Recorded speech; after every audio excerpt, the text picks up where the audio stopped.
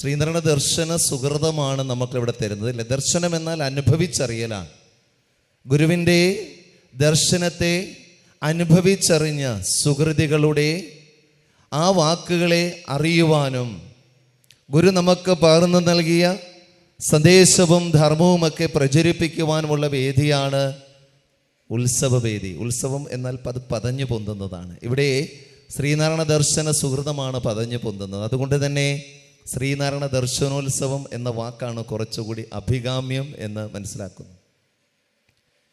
ഇതിവിടെ നടക്കുന്നത് 32ാമത് ദർശനോത്സവമാണ്. ഈ 32ൻ്റെ എന്തെങ്കിലും പ്രത്യേകതകളെ കുറിച്ച് അറിയുമോ?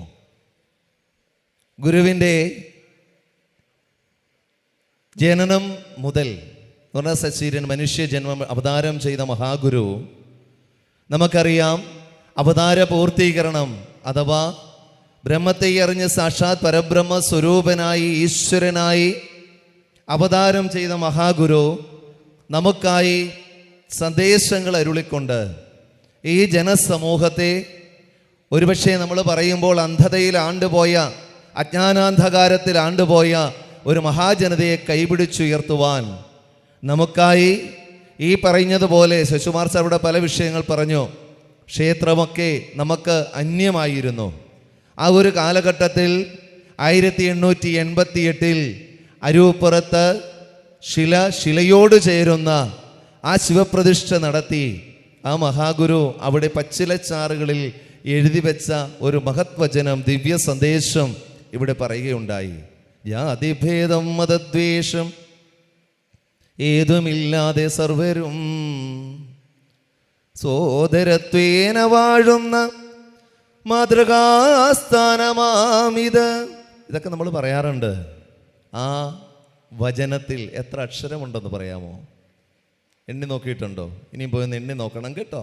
32 അക്ഷരമാണ് കേട്ടോ. അപ്പോൾ മഹാഗുരു നമുക്കരുൾ ചെയ്ത ആ ദിവ്യ സന്ദേശത്തിലുള്ളത് 32 അക്ഷരങ്ങളാണ്. ഗുരു ആ ശില പ്രതിഷ്ഠിക്കുന്നത് 32ാമത്തെ വയസ്സിലാണ്. ഇനിയും 32ൻ്റെ വേറെ കണക്കുകളുണ്ട്. നിങ്ങൾക്കെല്ലാം അറിയാം. ദൈവദശകം അറിയില്ലേ? ദൈവമേ കാത്തുകൊള്ളുക, അങ്ങനെ തുടങ്ങി ആഴണം വാഴണം സുഖം അവസാനിക്കുന്ന ദൈവദശകം. എത്ര അക്ഷരമുണ്ടെന്നറിയാവോ? ഇന്ന് പോയി എണ്ണി നോക്കണം കേട്ടോ. 32ൻ്റെ വലതുവശത്ത് ഒരു 0 കൂടെ ചേർത്താൽ മതി. 320 അക്ഷരമാണ് ദൈവദശകം. നമ്മൾ ചിലർ ചൊല്ലി വരുമ്പോൾ നമ്മൾ 325ഉം 323ഉം ഒക്കെ ആക്കി നമ്മൾ അക്ഷരങ്ങൾ ആഡ് ചെയ്യാറുണ്ട്. ആ വൃത്തത്തെ നമ്മൾ മാറ്റിമറിക്കാറുണ്ട്. പക്ഷേ ദൈവദശകത്തിൽ എത്ര അക്ഷരമേ ഉള്ളൂ? 320 അക്ഷരം. ഇനിയുമുണ്ട് 32ൻ്റെ കണക്ക്. ദർശനമാല എന്ന് കേട്ടിട്ടുണ്ടോ? ഒന്ന് എണ്ണി നോക്കണം കേട്ടോ. ഒരു 0 കൂടി ഇട്ടാൽ മതി. 3200 അക്ഷരമാണ് കേട്ടോ. അപ്പോൾ 32 എന്ന് പറയുന്ന സംഖ്യയ്ക്ക് വളരെ വലിയ പ്രാധാന്യമുണ്ട്. ഇന്നിവിടെ ഈ ദർശനോത്സവം 32ാമത് ദർശനോത്സവമാണ്. ഇവിടെ ഉദ്ഘാടനം ചെയ്യാൻ അവസരം കിട്ടിയത്. അതുകൊണ്ടാണ് ഞാൻ ഈ 32ൻ്റെ കണക്കിനെ കുറിച്ച് ഓർത്തത്. പുതുപ്പള്ളി വരുമ്പോൾ ഒരു കുടുംബത്തേക്ക് കടന്നു ചെല്ലുന്ന ഒരു അനുഭൂതിയാണ്. ഇവിടെ ശശിചേട്ടനും ഇവിടെ സെക്രട്ടറിയൊക്കെ സൂചിപ്പിച്ചതുപോലെ പലപ്പോഴും കോട്ടയം യൂണിവേഴ്സിറ്റിയോട് ചോദിച്ചിട്ടുണ്ട്, ഇത് ചങ്ങനാശ്ശേരിയുടേതാണോ എന്ന് ചോദിച്ചിട്ടുണ്ട്. കാരണം ഒരു സ്നേഹം, സൗഹൃദം. ഞാൻ യൂണിയൻ്റെ എനിക്കൊന്ന് കൗൺസിലറൊക്കെ ആകുന്നതിന് മുമ്പ് തന്നെ ഫാമിലി കൗൺസിലർ എന്ന രീതിയിൽ ഞാനിവിടെ കുട്ടികൾക്ക് ക്ലാസ് എടുക്കാൻ മുതൽ ആ കാലഘട്ടം മുതൽ വരുന്നതാണല്ലേ, കുറേ അധിക വർഷങ്ങൾ എനിക്ക് തോന്നുന്നു ഒഴിച്ചുകൂടാതെ ഇങ്ങനെ കൊണ്ടുപോകുന്നുണ്ട്. അതുകൊണ്ട് നിരവധിയായ വിഷയങ്ങൾ നമ്മൾ പലപ്പോഴും ചർച്ച ചെയ്തിട്ടുണ്ട്. ഇന്നിപ്പോൾ അപ്രതീക്ഷിതമായി ഞാൻ 7 മണിയാകുമ്പോൾ വിളക്ക് കൊളുത്തിയിട്ട് പെട്ടെന്ന് പോകാം എന്ന് പറഞ്ഞാണ് വന്നത്. എൻ്റെ കൂടെ ഞങ്ങളുടെ കൗൺസിലർ ഉൾപ്പെടെ വന്നിട്ടുണ്ടായിരുന്നു. അപ്പോഴാണ് ഇവിടെ വന്നപ്പോൾ പറഞ്ഞത്, ഇന്നിവിടെ പ്രഭാഷണം നടത്തേണ്ടിയിരുന്ന നമ്മുടെ സലാം മുസ്ലിയാർ അവർകൾ എന്തോ അത്യാവശ്യം ഒരു നെഞ്ചുവേദനയുണ്ടായി ഹോസ്പിറ്റലാണ് എന്നറിയാൻ സാധിച്ചു. അതുകൊണ്ട് തന്നെ കുറച്ച് സമയം സംസാരിക്കണം. അതും ഒരു നിയോഗമായി ഞാൻ കണക്കാക്കുകയാണ്. അപ്പോൾ പ്രഭാഷണം ഇന്നിവിടെ നടത്തണം, ഉദ്ഘാടനം ചെയ്തിട്ട് പോയാൽ പോരാ എന്ന ഗുരുവിൻ്റെ നിയോഗമുള്ളത് കൊണ്ടാവാം അങ്ങനെ സംഭവിക്കുന്നത്. നാം ചെയ്യുന്ന ഓരോ കർമ്മങ്ങളും നിയോഗമുണ്ടെങ്കിലേ പറ്റുകയുള്ളൂ. നിങ്ങളിവിടെ വന്നിരിക്കുന്നത് ഒരു നിയോഗമാണ്. പലർക്കും ഇന്നിവിടെ എത്തിച്ചേരാൻ പറ്റാത്തതും ഒരു നിയോഗമാണെന്ന് കൂട്ടിക്കൊള്ളുക. നമ്മൾ കഴിക്കുന്ന അരിമണികളിൽ എഴുതി വെച്ചിട്ടുണ്ട് ഇത് ആര് കഴിക്കണമെന്ന്. ചിലപ്പോൾ ചോറിനകത്ത് പോയി കൈ ഇട്ടിട്ട് വായിലോട്ട് കൊണ്ടുവരുമ്പോഴായിരിക്കും തട്ടിക്കളയുന്നത്. ആ ചോറ് താഴെ പോകും. കാരണം ആ അരിമണിയിൽ എഴുതി വെച്ചിരിക്കുന്നത് കാക്കയുടെയും പൂച്ചയുടെയും പേരാണ്. കാരണം ഇത് താഴെ കളയുന്ന എടുത്ത് പൂച്ചയ്ക്കും പട്ടിക്കുമായിരിക്കും കൊടുക്കുന്നത്, അല്ലേ?